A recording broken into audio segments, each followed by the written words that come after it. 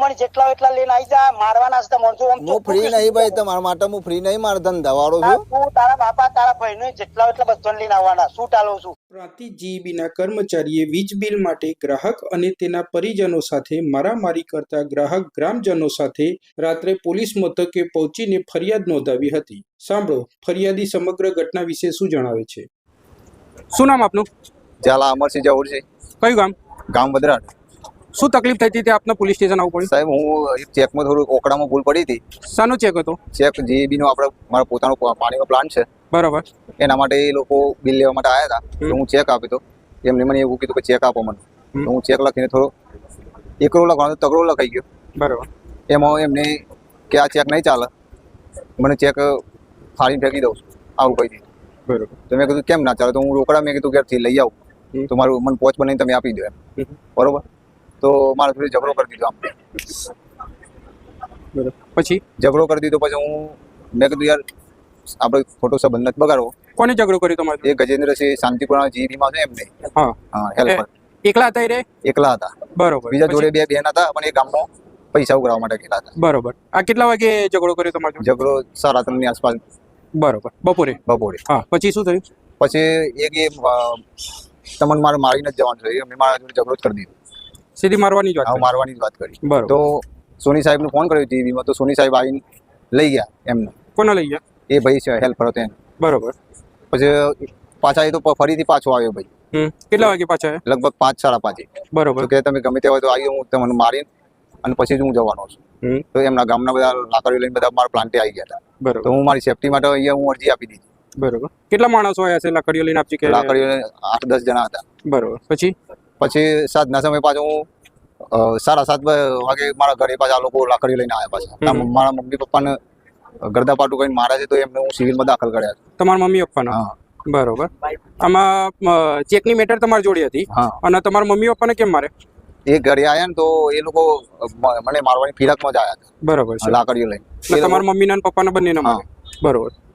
પછી તમારા મમ્મી પપ્પાનું શું કર્યું? મમ્મી પપ્પાને છૂટા પાડવા હતા તો બધા મારવા જ મંડી ગયા. મારા મમ્મીને દબાઈ પાડ્યા હતા એમને. બરોબર. હવે એ લોકોનું નામ મારા જોડે છે, એ જે લોકો આવ્યા હતા. બરોબર. એક રાઠોડ હર્ષવર્ધનસિંહ પ્રવીણસિંહ, અંશુસિંહ પ્રવીણસિંહ અને ગજેન્દ્રસિંહ એ જીઈબીમાં હતા, એમના જોડે મારતો. બરોબર. તમે જે જણાવી રહ્યા છો કે મેં પ્રાંતિજ પોલીસ સ્ટેશન જાણ કરી હતી, તો એમાં લોકોના નામ આપેલા છે તમે? ના, એમાં નતા આપ્યા. એમાં મારી સેફટી માટે એ લોકો મારવા માટે મને શોધતા હતા. બરોબર છે. એટલે હું મારા સાઈડ ઉપર મંડપનું કામ ચાલે ને ત્યાં બેઠો હતો. બરોબર છે. તમે અરજી કેટલા વાગે આપી? અરજી લગભગ 5:30 વાગે. અને ગરદાપાટુનો માર કેટલા વાગે? એ 7:30 આસપાસ બન્યું. પોલીસ સ્ટેશન અરજી આપ્યા પછી ગરદાપાટુ? હા, ગરદાપાટુ. આ લોકો મારા ઘરે જ આવ્યા હતા. બરોબર છે. પછી તમારા મમ્મીને ક્યાં લઈ ગયા તમે? સિવિલમાં દાખલ કર્યા છે. સિવિલમાં દાખલ કર્યા. અને તમારા પપ્પાને? મારા પપ્પા ઘેર છે. એમને થોડું ઓછું વાગ્યું, મારા વાઈફને વાગી છે. તમારા પત્નીને માર્યા છે? હા, માર્યા. બરોબર. એટલે તમારા પત્નીને અને તમારા મધરને બંનેને સિવિલમાં દાખલ કર્યા? અત્યારે હાલ એડમિટ જ છે. બરોબર છે. ત્યાંથી ડોક્ટરનું શું કેવું થાય છે? એમને લખીને આપી દીધું કે આ લોકોને તકલીફ આવી છે અને ગામ લોકો બધા જોડે આવ્યા જ છે મારા. બરોબર છે. કા આવું 5મી વખત બનાવ બન્યો છે, આ રીતના ના થાય એવું બધા કરો એમ. 5મી વખત? 5મી વખત આવું બનાવ. અત્યારે ગામ કોઈ બી 6ઠી 7મી વખત બન્યું હતું કદાચ. બરોબર. એટલે આ 5 વખત જે બન્યું એમાં જે કર્મચારી છે આ છે કે અલગ અલગ કર્મચારી? ના, એકલો ગજેન્દ્રસિંહ છે. અને બીજા આવ્યા હતા ભાઈ, આ શ્રેનસિંહ બસ ડ્રાઈવર છે, એ બી આવ્યો તો. મિતેશ કરી છે, નવદીપસિંહ છે અને નરેન્દ્રસિંહ, આ બધા અંદર સંડોવાયેલા છે. અંદર જ? અંદર જ. બરોબર છે. એ લોકો મારા ઘરે જ આવ્યા હતા. પોલીસ વાળા બી મારા ઘરે આવી ગયા છે. એમને રૂબરૂ જોઈને ગામના બધા તો જ હતા. બરોબર છે. બરોબર છે. લેડીઝ પોલીસ બી તો આવી છે. આપનું નામ? રવિ પટેલ. કયું ગામ? બદરાટ. સાહેબ, ગામની તકલીફ હતી, આખા ગામ લેવલમાં હુમલો હતો. બરોબર. આવું આ લોકોએ 12 થી 14 વખત કરી ચૂક્યા હતા. ગામમાં આવીને હુમલો જ કરવાનો. અને આજે લેડીઝોને બી મારી છે, એમની વાઈફને પણ મારી છે અને એને સહપરિવારને માર્યું સાહેબ અમને. બરોબર છે. આ હુમલો કરનાર દરેક વ્યક્તિ એક જ હોય છે? ના ના, ગ્રુપમાં જ આવું સાહેબ. ગ્રુપમાં જ આવે? આવો 40-50 જણા જ આવું. બરોબર. હુમલો કરી જ નાખું મન મૂકી. બરોબર. એનું શું કારણ હોય છે એવું કઈ જાણકારી? આ વર્ષ જોવાની કટી વચ્ચે સાહેબ આવી, પણ આ તો બગબારી ગયા છે. આ વખત નક્કી કરી ગામ એક થઈ જાય. બરોબર. અને ફરિયાદ આપીએ. બરોબર. આ પેલા આગળ પ્રાંતિજ પોલીસ મથકે ફરિયાદ થયેલી છે આ નામની?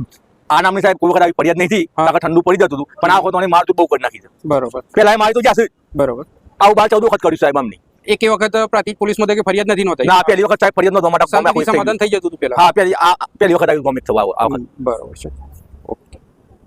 આ બાબતે તંત્રના અધિકારી સાથે ટેલિફોનિક સંપર્ક કરતા તેમણે જણાવ્યું હતું કે કર્મચારીને ફરજમાં રૂકાવટ કરવા, અપશબ્દો બોલવા તથા ફેટ પકડી મારવાની ધમકી આપતા કર્મચારીએ લેખિત જાણ ઓફિસમાં કરી છે અને ઓફિસ તરફથી આવતીકાલે સવારે પોલીસ ફરિયાદ નોંધાવવાના છીએ. બીજા દિવસે રાત્રે સમસ્ત વદરાળ ગામ એકજૂટ થઈ જીઈબી તંત્રને લેખિત જાણ કરવાની તજવીજ હાથ ધરવા ગામના એક સ્થળે એકઠું થયું. શું કારણ સર આજે ગામ ભેગું કરીશું? થોડું મારું બિલ ભરવામાં તકલીફ પડી હતી, એના માટે હું ચેક આપવા કાલે આવ્યો હતો પ્લાન્ટ ઉપર. તો એ અધિકારી મોન્યો ને જીવસલમાંથી લાપરવાહી કરી નાખી. બરાબર. શું નામ છે અધિકારીનું? ગજેન્દ્રસિંહ રાઠોડ. મારી તો હું એમને ફોન કર્યો હતો મને કે ચેકમાં થોડીક મારો ભૂલ થઈ હતી તારીખ લખવામાં. તો હું એમને કીધું કે બીજો ચેક હું લખીને આપી દઉં છું તમને. તો હું પાછો આવ્યો, એમને ચેક ફેંકી દીધું અને મારા જોડે ઝઘડો કરી નાખ્યો. એટલે પછી હું ફરીથી રોકડા પૈસા બી આપતો હતો, પણ એ માનવા તૈયાર નતો, મારા જોડે ઝઘડો કરી નાખ્યો. બરાબર છે. અંદાજિત કેટલો ટાઈમ વીતી ગયો હતો? ના, મહિનાનો સવારે મારા પર ફોન આવ્યો હતો કે તમારું બિલ આજે ભરવાનું છે. એટલે આખા મહિનામાં પહેલી વાર કાલે જ આવ્યો હતો ફોન મારા ઉપર. બરાબર છે. અને એ પછી તમે કેટલી રકમનું બિલ હતું? 7,800નું.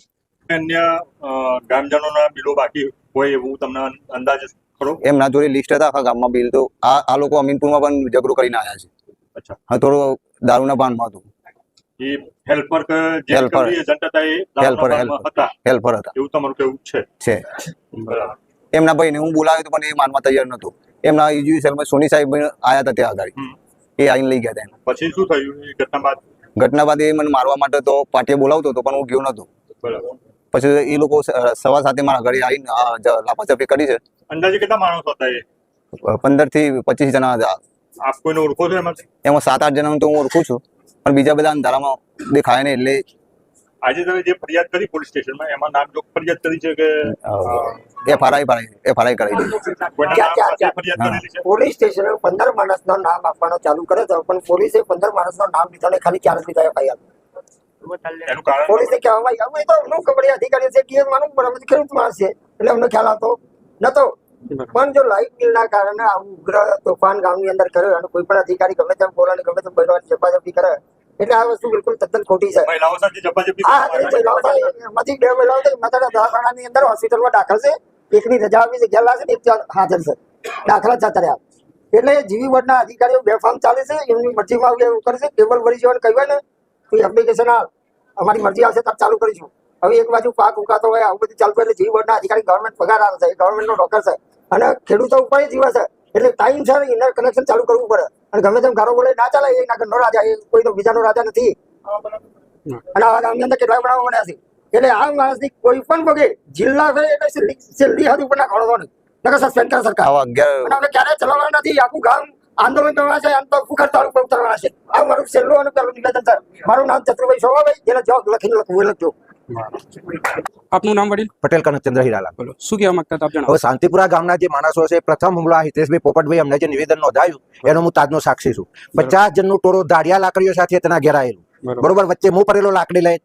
બરોબર, એટલે આ તો આ ગામની અંદર 8 થી 10 બનાવો બનેલા છે આતંકવાદી હુમલો થતો હોય એવો. બરોબર, એટલે એના માટે કઈક અગત્યનું અને જડબે સલાક બંદોબસ્ત કરવો જોઈએ. પણ આ ત્રાસવાદી પ્રવૃત્તિ છેલ્લા 20 વર્ષથી ચાલે છે શાંતિપુરા. છેલ્લા 20 વર્ષથી ચાલે છે. ગામનું કોઈ પણ કામ હોય અને આપણે આમંત્રણ આપીએ, 10 વર્ષે ફોન કરીએ, પણ આટલું ગામ પહેલ વહેલું એક સામાન્ય મેસેજથી ભેગું થયું. મોબાઈલના મેસેજથી પહેલ વહેલું આટલું ગામ ભેગું થયું છે. કેમ? કારણ કે બધાને જનૂન છે. એક ગામ બીજા ગામ પર સામટી ચડાઈ કરે છે અને આપણે શાંતિથી બેસી રહ્યા છે. 10 ગુના થયા, 10 વખતે એ લોકો ચડાઈ કરી. વોક ગુનો એમનો હોય તો પણ હથિયારો લઈ ઘર સુધી, અને મારો અનુભવ છે કે મારા ઘર સુધી પણ દંડા લઈને મારવા આવેલા છે. એટલે આ ઘટના વારંવાર બની, પણ આપણે સમજદાર લોકો છે એટલે સમાધાન કરીને ચલાવી લઈએ છીએ. પણ જો આવું વારંવાર થતું હોય તો આ અમરસિંહની ઘટના બની એટલે આપણે હવે બેસી ના રવાય. આપણે એફઆરઆઈ થઈ ગઈ છે અને આ એફઆરઆઈ વધુ તેજ બને અને વધુ ગુના દાખલ થાય, વધુ કલમો લાગે એવા પ્રયત્નો કરવાના છે. અને જીવીને સામાન્ય કામ કરોડોનું બિલો બાકી હોય છે તો આવી ઘટના બનતી નથી. અને આ એક સામાન્ય બિલ બાકી હતી અને એ ઘરે જઈ અને બસ ગારો બોલવી, બેન દીકરીઓનું માર મારી કરવી, કપડો ફાડી નાખવો, આ બધું જ કરવું અને પાછી દાદાગીરી કરવાની અને ઘેરથી બીજાને બોલાવવાના. કર્મચારી તો બાજુમાં રહી ગયો, પણ બીજા ભાઈઓ દંડા લઈ અને મારવા આવે. આ તો ગામ એકઠું થયું અને એ જનૂનથી આજે આખું ગામ ભેગું થયું છે. અને ચોક્કસ આનો નિર્ણય આપણે છેક ડીએસપી, ગૃહ મંત્રાલય અને કલેક્ટર સુધી વ્યવસ્થિત ડ્રાફ્ટિંગ કરી અને લખી અને અમે આપવાના છીએ. પ્રાંતિજ જીઈબીના મુખ્ય અધિકારીને સર્વે ગામ લોકોએ એક સાથે રજૂઆત કરી અને તેમને કર્મચારી પર કડક પગલાં લેવા જણાવ્યું.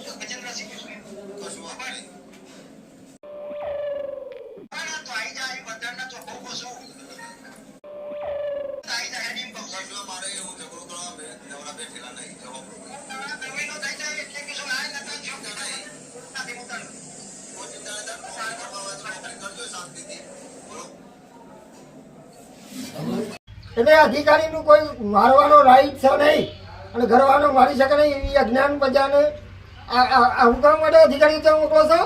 મારું બિલ હોય તો દંડ કરો, ઉતારી લે તમારી ડીસી છે ઉતારવું હોય, પણ આ અધિકારીઓનું ફંડ કરીને હું વધારાનું ક્યારેય મોકલતા નહીં ને અને કાયદેસરની કાર્યવાહી કરવાની છે. આવું હજી જો આનો જવાબ અમને હરખો નહીં મળે તો અમે ઉગ્ર આંદોલન કરવાના છે, સત્યાગ્રહ કરવાના છે. આ તમને ચોખ્ખે ચોખ્ખું કહું. અને ઉર્જા મંત્રી, ગૃહમંત્રી, મામલતદાર, ડીએસપી, કલેક્ટર બધાને અમે આવી અરજીઓ કરીને રવાના કરવાના છે. એટલે હવે વહેલા ઘેર કોઈ પણ આક્રમણ ના થાય એવું જીબી બોર્ડને વિનંતી કરીને બે અધિકારીઓને કહેવામાં આવશે. કારણ કે એ અધિકારીઓ તમારા અંડરમાં છે. કારણ કે જેટલી કંપનીઓ ઉઠી છે જીબીનું બિલ ભરાගෙන તો એક સામાન્ય 7,000 રૂપિયા છે, એની કોઈ કિંમત નથી. છતાં એને ચેક આવે, ચેકમાં ભૂલ પડી તો શું થયો? અને તમારે એવો તો ચેક ભાવશો કેસ કરવો તેના ઉપર, પણ આવી મારપીટ તો ના કરે ને. આ મારું સૂચન છે અને તમારે જે એક્શન લેવી હોય એ સરકારને અને જીબી બોર્ડના અધિકારીઓને મારા ઉપર છૂટ છે. જીબી બોર્ડના જે તે કર્મચારીએ વડરાડ ગામની અંદર જે બનાવ બન્યો છે, જે એને કૃત્ય કર્યું છે લાઇટ બિલના અનુસંધાનમાં બાકી હતું, એના કારણે જો સુધી એ સસ્પેન્ડ નહીં થાય ત્યાં સુધી વડરાડ ગામ સમસ્ત કોઈ એક પણ વ્યક્તિ લાઇટ બિલ ભરશે નહીં. બરોબર છે. બીજી વસ્તુ કે જે તે જીબી બોર્ડનો અધિકારી લાઇટ બિલ બનાવવા આવશે એના અંગાથી કોઈ પણ હાદસો થશે એની સંપૂર્ણ જવાબદારી જીબી બોર્ડની રહેશે.